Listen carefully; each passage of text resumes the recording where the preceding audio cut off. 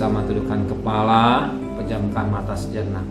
Bapa, tiada kata yang manis selain ucapan syukur kepada Engkau buat kasih anugerah-Mu yang begitu limpah.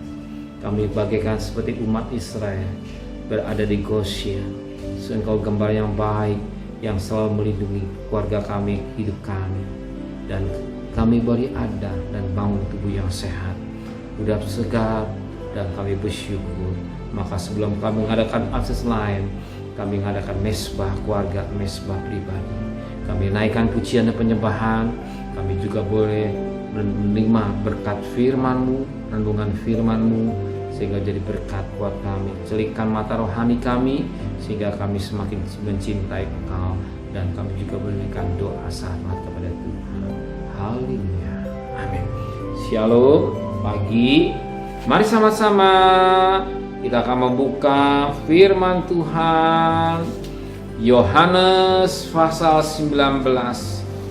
Yohanes pasal 19 ayat yang ke-16b sampai ayat 27.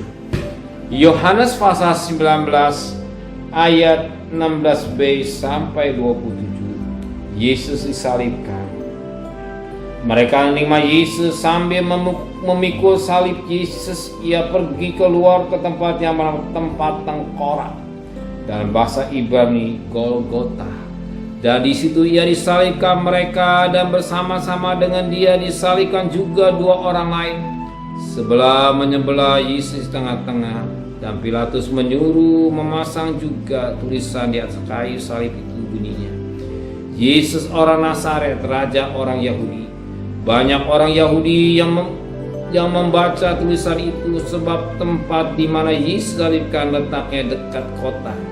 Dan kata-kata itu tertulis dalam bahasa Ibrani, bahasa Latin, dan bahasa Yunani.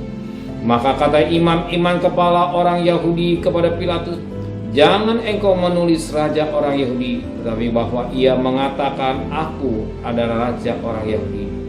Jawab Pilatus, "Apa yang tulis tetap tertulis."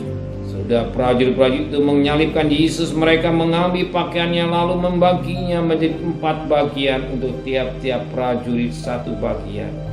Dan juga mereka ambil juga itu tidak berjahit, dari atas ke bawah hanya 1 tenunan saja. Kali itu mereka berkata seorang kepada yang lain, "Janganlah kita membaginya menjadi beberapa potong, tapi baiklah kita membuang undi untuk menentukan siapa yang mendapatnya.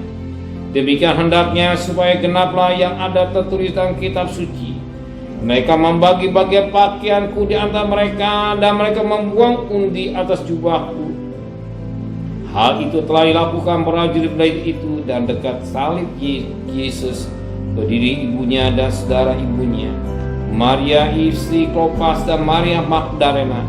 Ketika Yesus melihat ibunya dan muridnya dikasihnya di sampingnya, berkata ia kepada ibunya, "Ibu, inilah anakku." Kemudian katanya kepada murid-muridnya, "Inilah ibumu." Dan sejak saat itu murid itu menerima dia di dalam rumah. Puji Tuhan. Sesuatu apa yang tertulis dalam Alkitab, sesuatu apa yang tersirat dalam Alkitab, bagian satu perbuatannya akan digenapi. Sebagaimana firman Allah berkata pada ayat yang ke-24, "Karena itu mereka berkata seorang pada yang lain, janganlah kita membaginya menjadi beberapa potong, tapi apabila kita membuang undi untuk menentukan siapa yang mendapatnya. Demikianlah hendaknya supaya genaplah yang ada tulis dalam kitab suci. Mereka membagi-bagi pakaianku di antara mereka, dan mereka membuang undi atas jubahku." Hal itu telah dilakukan prajurit itu. Dan firman Allah berkata, sebagaimana nubuatan disampaikan oleh di dalam Mazmur pasal 22 ayat yang ke-16. Mereka, sebagaimana firman Allah berkata, mereka membagi-bagi pakaianku di antara mereka, dan mereka membuang undi atas jubahku. Dan apa yang tertulis dalam Alkitab ini sebagai satu nubuatan di dalam Mazmur pasal 22 ayat yang ke-16. Mazmur pasal 22 ayat yang ke-16, yang berkata demikian. Mazmur 22 ayat yang ke-16 yang berkata demikian. Mazmur 22 pasal 22 ayat yang ke-19 mas kami. Mazmur 22 ayat yang ke-19, mereka membagi-bagi pakaianku di antara mereka dan mereka membuang di atas jubahku. Suatu nubuatan sebelum Yesus lahir, sebelum Yesus inkarnasi.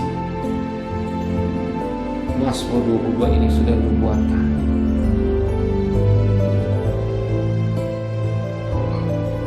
Apa nubuatan ini? Sebagaimana Mazmur 22 ayat 19. Mereka membagi-bagi pakaianku di antara mereka dan mereka membuang di atas jubah. Suatu nubuatan tentang pribadi Yesus sebelum Yesus inkarnasi menjadi manusia. Daud sudah membuatkan bahwa akan terjadi satu pribadi yang pakaiannya akan dibagi-bagi dan membuat jubahnya diundi. Dan apa yang dinubuatkan oleh Daud ini digenapi oleh firman Allah melalui pribadi Yesus sebagaimana dikatakan tadi pada Yohanes 19 ayat yang ke-24c ini. Demikian hendaknya supaya genaplah yang ada terus dalam kitab suci. Mereka membagi-bagi pakaianku di antara mereka dan mereka membuang di atas jubahku. Jadi sesuatu yang terjadi dalam pribadi Yesus digenapi oleh Yesus. Kalau saudara perhatikan firman Tuhan dalam perjanjian lama, suatu nubuatan-nubuatan menceritakan tentang pribadi Yesus.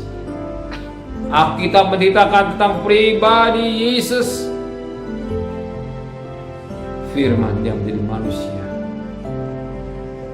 Yesus harus melakukannya sebab dia harus menggenapi apa yang dinubuatkan oleh para nabi dan apa yang dinubuatkan oleh Daud.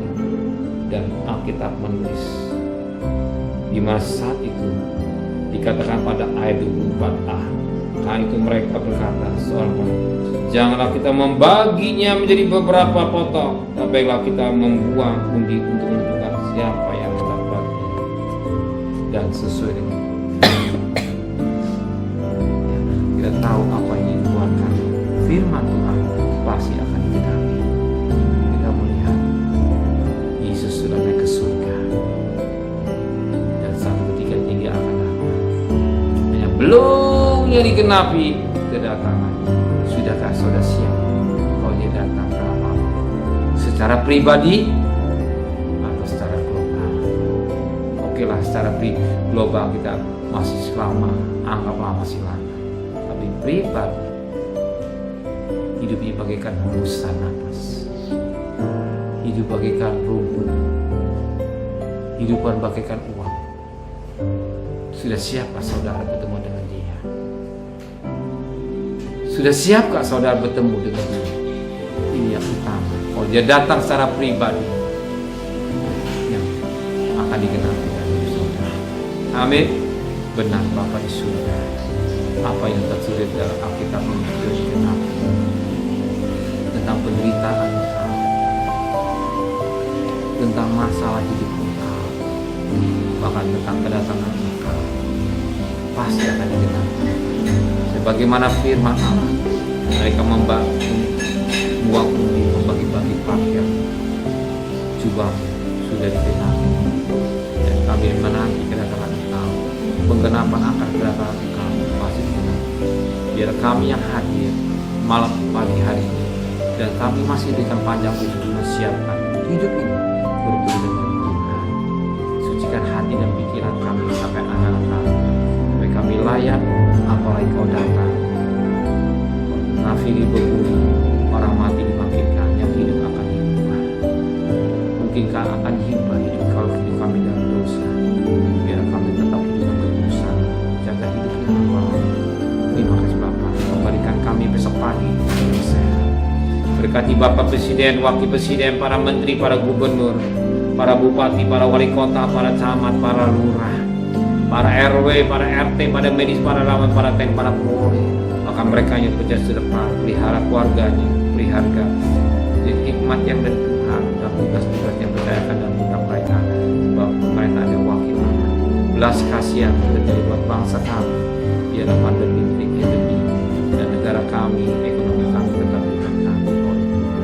Terima kasih Bapa di surga, saudara kekasih, terimalah berkat nikmat dari Allah Bapa, cinta kasih sayang dari Tuhan Yesus Kristus, dan berkat Roh Kudus yang dari saudara hari ini sampai Maranatha Tuhan Yesus datang, yang kita dia katakan amin.